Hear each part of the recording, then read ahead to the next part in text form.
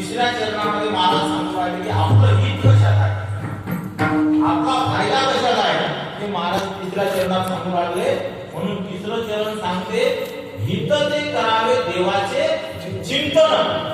आपलं हित कशात आहे तर देवाचं चिंतन, नामस्मरण करण्यामध्ये आपलं हित ते करावे देवाचे चिंतन.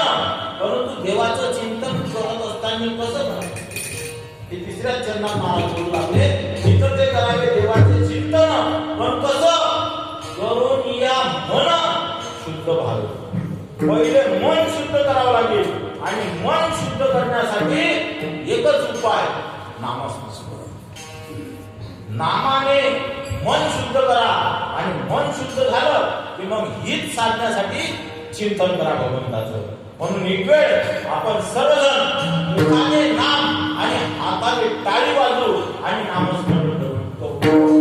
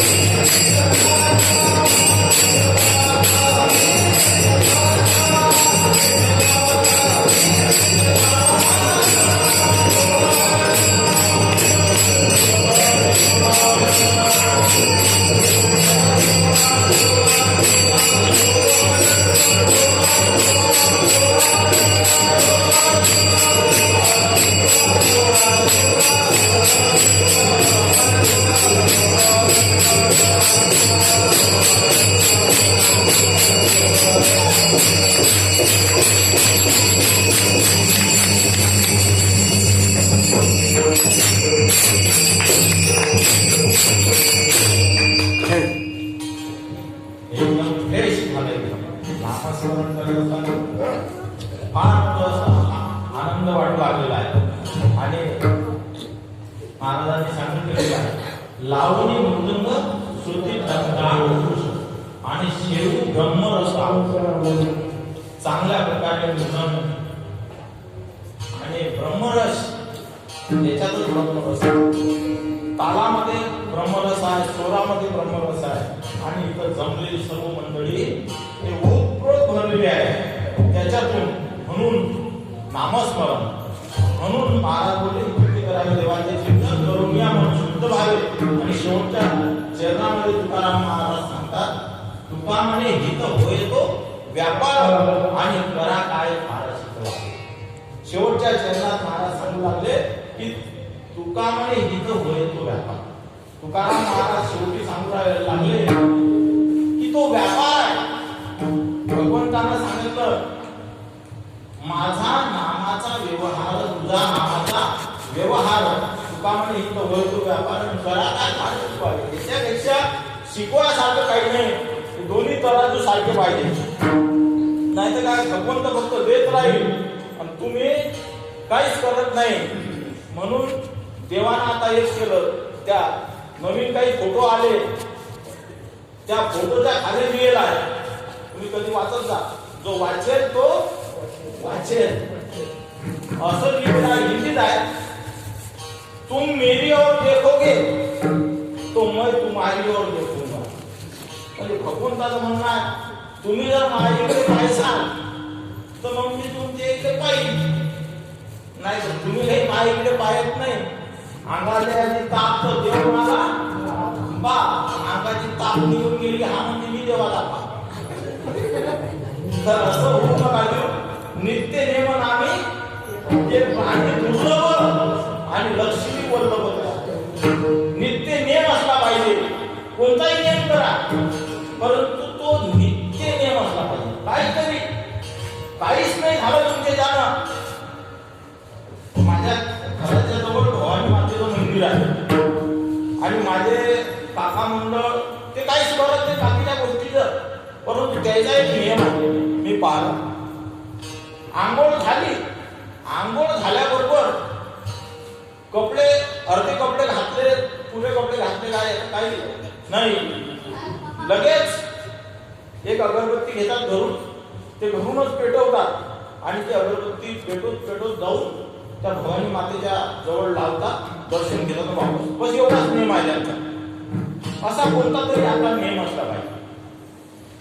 कोणताही नियम करा, परंतु तो दररोज ते झालंच पाहिजे. त्या वेळेवर त्या गोष्टीची आठवण आलीच पाहिजे. या इंद्रियाने कसं वळण पाडतो, तर तो आहे माझा नामाचा व्यवहार. तर हे एवढंच सांगण्यासारखं आहे. महाराज सांगू राहिले शेवटच्या चरणामध्ये. तर आपल्या गावामध्ये आजची जे अन्नदाता आहे त्यांचं काय नाव?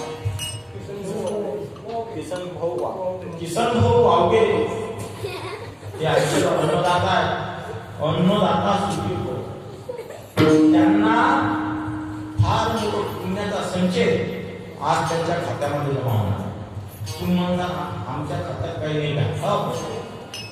जे कीर्तनाला आले ना, शिशिबीला गेला, चित्रगुप्ताजवळ पोहोचलो, तुम्ही जे काय पुण्य करता याचं एक खातं, जसं आपलं बँकेत खातं असते तसं या परमार्थाचं अध्यात्माचं सुद्धा खातं. किती चांगले कामं करू राहिले, किती पुण्य संचय होऊ राहिला याची नोंद आहे. किती वाईट कामं करू राहिली याची पण नोंद आहे. ते मध्ये कोरोना आला होता, त्या कोरोनामध्ये पैसे ना भेटत बँकेतून.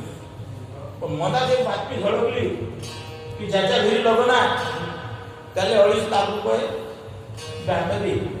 पहिले काय होतं, 10,000 तो भेटतच ना कोणी. तुमच्याकडे 2, 3, 5 लाख असले तरी विड्रॉल 10,000 भरा लागेल. बातमी झळकल्याबरोबर काही लोक गेले, कोणी बापरे 2.5 लाख भेटा, डायरेक्ट गेले विड्रॉल भरला 2.5 लाख. त्या कॅशियर तोड केला तो विड्रॉल. किती पाहिजे? 2.5 लाख पाहिजे. पण खात्यात तर 15,000. खात्यात 15,000 तू लागले 2.5 लाख विड्रॉल. हे कसं का? अरे म्हणजे पेपरात बातमी आली. अरे पेपरात बातमी अशी आहे की ज्याच्या खात्यात 15-20 लाख रुपये आहेत त्याला 10,000 न भेटतात, त्याच्या घरी लग्न आहे 2.5 लाख. अशी गोडा का खात्यात काहीच नाही.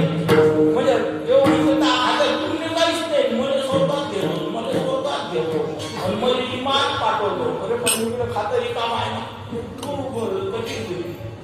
गावाच्या बाहेर बसते, तिकडून पाहुणे आले का बा ते पोरीच्या घरी आम्ही पोटी पाहायला चाललो, बोलत नाही काही नाही. तो पाहुणा म्हणजे हा बोलून नाही राहिला, फक्त काना असं ठेवलं की हुकला समजलं बाप आपल्या कानावर हात आहे, आपण काही सांगत नाही. तो तरुण वापस जाते.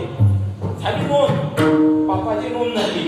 तर असं काही होऊ नये म्हणून जेवढं होईल तेवढं चांगलं काम करा आणि आयुष्यामध्ये फक्त आपल्या हातून पाप होणार नाही याची दक्षता घ्या. उपदेश वाटिकेमध्ये सर्वात पहिला उपदेश आहे पाप न करणं ही महान पुण्य. तुम्ही पुण्य करायच्या खांबळ्यात पडू नका, फक्त दक्षता हे घ्या की तुमच्या हातून पाप होणार नाही आणि पाप होऊ नये यासाठी संतांना स्मरण करा, त्यांच्या संपदेला स्मरण करा. म्हणून एक वेळ आपण फार मोठ्या आनंदाने त्या संतांचं नामस्मरण करू. ज्ञानेश्वर